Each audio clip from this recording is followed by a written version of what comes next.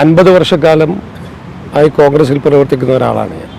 വിദ്യാർത്ഥി രാഷ്ട്രീയം തൊട്ട് കഴിഞ്ഞ അസംബ്ലി തെരഞ്ഞെടുപ്പിൽ ഇടതുപക്ഷ ജനാധിപത്യ മുന്നണിയുടെ സ്ഥാനാർത്ഥിക്കെതിരെ മത്സരിച്ചുകൊണ്ട് കോൺഗ്രസിൻ്റെ താഴെത്തട്ടിൽ നിന്ന് സംസ്ഥാന തലത്തിലേക്ക് ഉയർന്നു വന്ന ഒരാളാണ് ഞാൻ.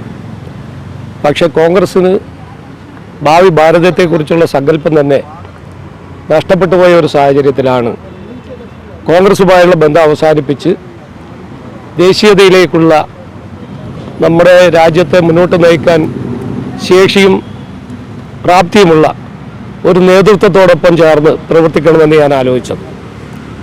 കമ്മ്യൂണിസ്റ്റ് മാർക്സിസ്റ്റ് പാർട്ടിയും കോൺഗ്രസും കേരളത്തിൽ ദേശീയതയ്ക്ക് വിരുദ്ധമായി മുന്നോട്ട് പോകുന്ന ഒരു സാഹചര്യമാണ്.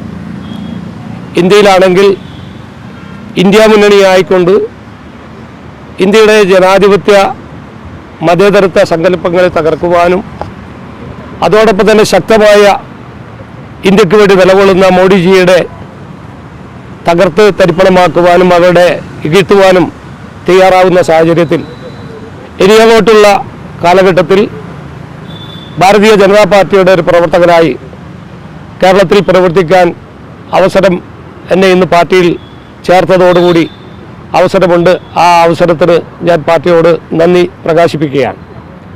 ഒപ്പം തന്നെ വരാൻ പോകുന്ന കാലഘട്ടത്തിൽ കേരളത്തിൽ ഭാരതീയ ജനതാ പാർട്ടിയുടെ വളർച്ചയ്ക്ക് വേണ്ടി എന്നാൽ കഴിയുന്ന രീതിയിൽ പ്രവർത്തിക്കാൻ ഞാൻ തയ്യാറാണെന്ന് കൂടി ഇവിടെ അറിയിക്കുകയാണ്.